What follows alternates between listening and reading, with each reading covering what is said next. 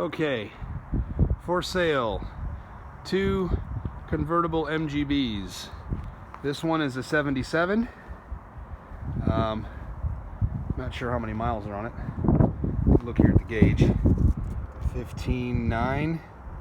To look at the paperwork to see if that's true or if it's rolled over. I don't know.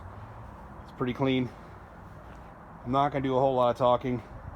I'm just going to walk around and let the video do everything maybe the pictures can't do.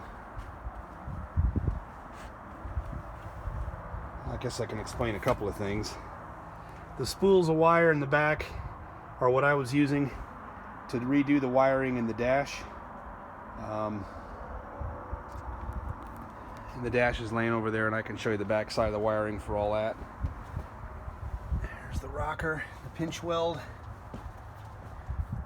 If you know these cars, you know that's a problem spot, and this one's in real good shape. I walk around the front.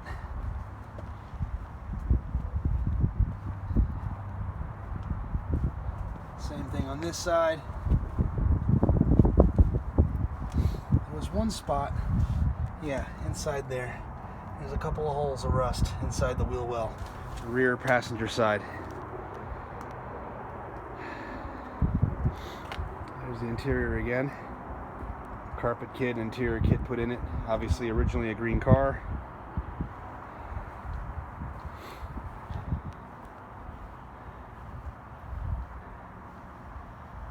Okay. Now I get on the ground and film down below. No. There's the underside of it. From the front.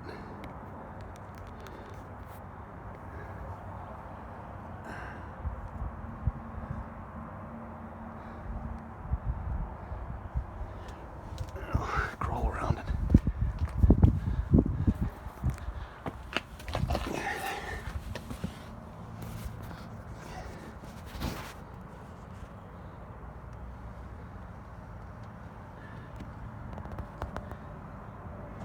I'm not sure how this is coming out. Okay.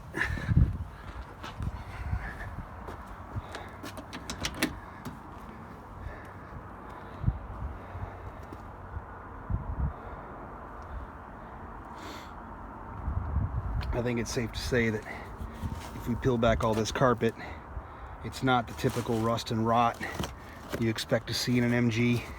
There's the metal. It's fine. That's why I bought this one. And the trunk is in pretty darn good shape. Dusty, but now we'll get to the parts in a second. The 67. Let's go back around and look at the front of this one. This has always been the project car. Always sat in the back of the storage unit.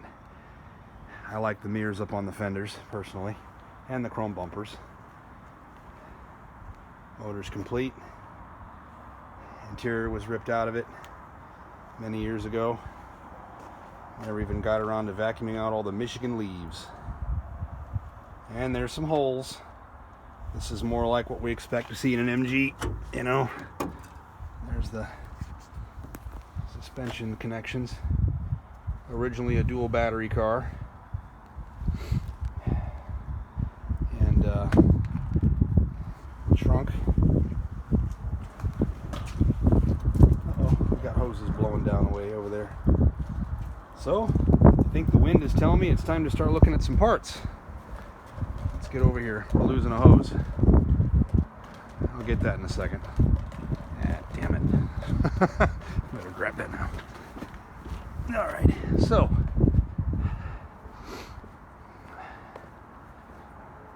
what I did is I had no dash lights.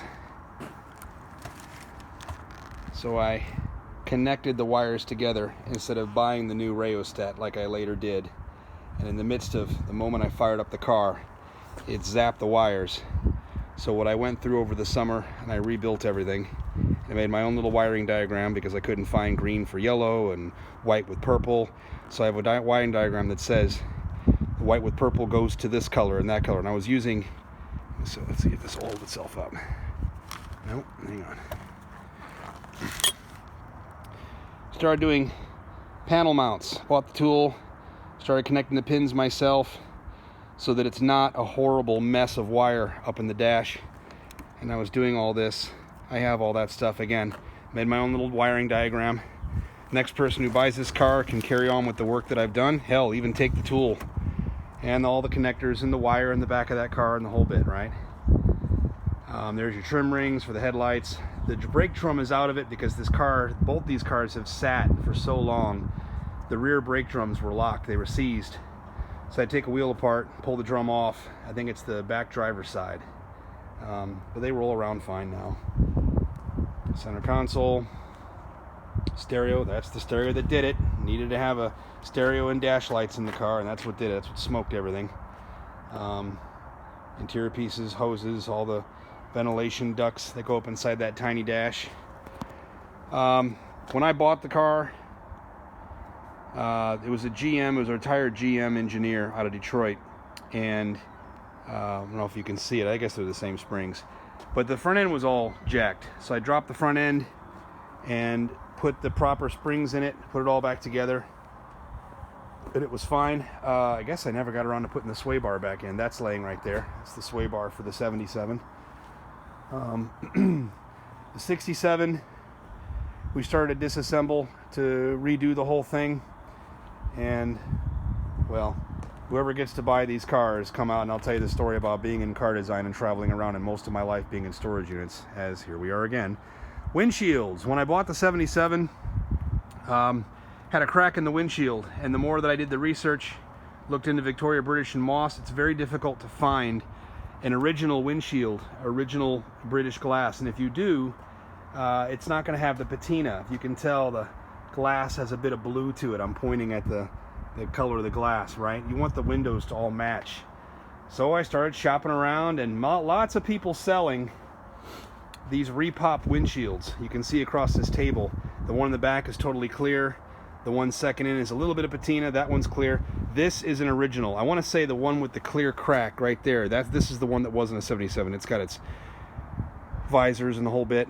And this one here, I actually found one in Michigan. This is an original blued, patinaed, whatever. What's this brand? Vericon. This is one of the original windshields. So I bought every one I could find as I was on the search, because it is getting increasingly difficult to find these windshields and the frames, all the hardware for them, all that. So I bought every one I could find.